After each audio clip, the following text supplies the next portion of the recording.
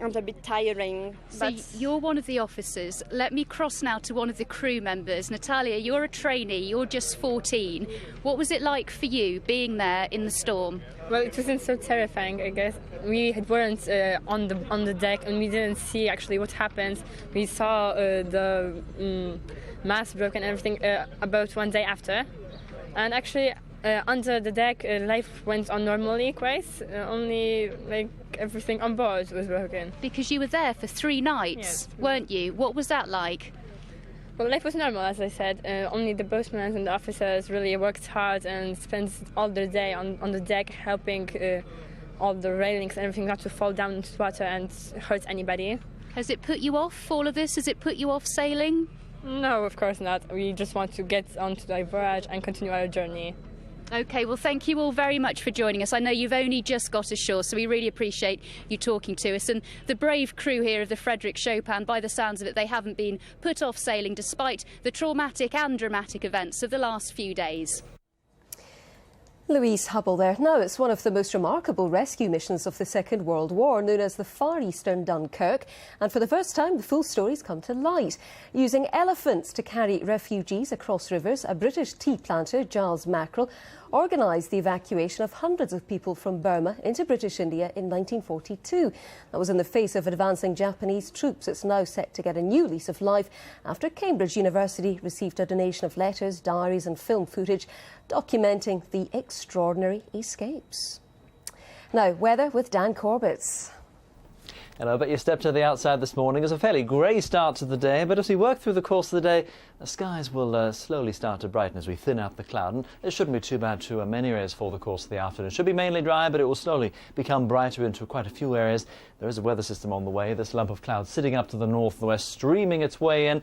Elsewhere, some bits and pieces of cloud, but slowly going to brighten up the skies, particularly across East Anglia towards the south coast. That lump of blue is our wet weather. You can see it already there across Northern Ireland, working to western parts of Scotland. Not quite to Aberdeenshire, the wind's picking up ahead of it. They'll be touching gale force to western coast as we go through the day, and the dollop of rain also working into parts of northwest England. Go further south and east, and just the speckles of cloud. It's mainly dry, and the cloud continues to break up, but some of it might linger, say, across a few areas, back across the East Midlands, down towards spots across the southeast. But then further west, reasonable bright spells into the afternoon. Some cloud will start to ease its way into parts of Cornwall and Devon and parts of Wales ahead of our main weather system, and the breeze will start to pick up from the southwest as well. The temperature's still going to grab about a 13 or so for, say, Cardiff. Big lump of blue, like you've gone like that with some blue paint. But those are some of the heavier downpours, so it's quite a wet afternoon for much of Northern Ireland with our mass of blue. That'll work into most of Scotland as we finish off the afternoon, and then follow the whole lump of blue. The main energy will go through like that, so it's not really much rain further south. It just dribs and drabs by the end of the night to southeastern areas. Fairly swift winds, 50, maybe 60-mile-an-hour wind gusts. They'll work into northern and western coast overnight. Temperatures by morning not too chilly because of the wind and the cloud. 6, 7, 8 to more than likely double figures to the south coast as we start Tuesday. With our weather front easing away, still a few showers in places, but otherwise a fairly bright skies. A dry looking start to many areas, and then we bring in this next lump, another system that works into northern and western areas as we finish off the day. Further east, you're mainly dry through Tuesday, 12 or 13, and further south of 15 or 16 as we finish off the day. And then we work towards the middle part of the week. That's the little weather system that sort of wiggles its way through. See the squeeze of the lines, the ice bars, closer they are, the stronger the wind, so we keep that risk for some gales to western coast. Another system easing its way in, but some fairly mild air comes in too, so notice by the time we get to the middle part of the week, 15, 16, maybe even a 17, 10 to 13 is where we should be, so much milder for some of us. That's the weather for now.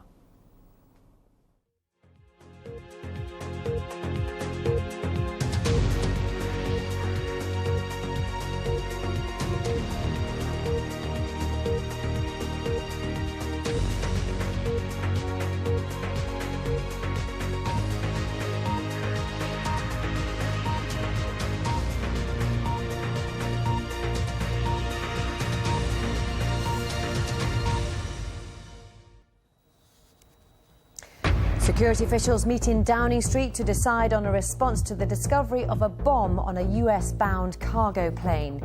The BBC learns the plot was foiled thanks to a tip-off from a former al-Qaeda operative. Airlines are warning the government not to overreact.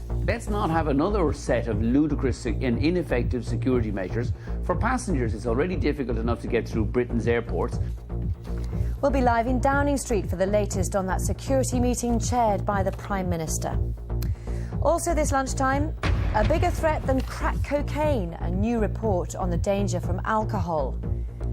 Guilty of making and possessing child porn, a former Auditor General for Wales admits a string of offences. 52 people taken hostage in a church in Baghdad are killed as security forces try to end the siege. And remembering a wartime rescuer, remarkable pictures of the British tea planter whose elephants rescued hundreds of people from Burma. Coming up later in the sports news, Lee Westwood is the new world #1 golfer. He toppled Tiger Woods in the rankings after Martin Kaymer failed to finish in the top 2 at the Andalusia Masters.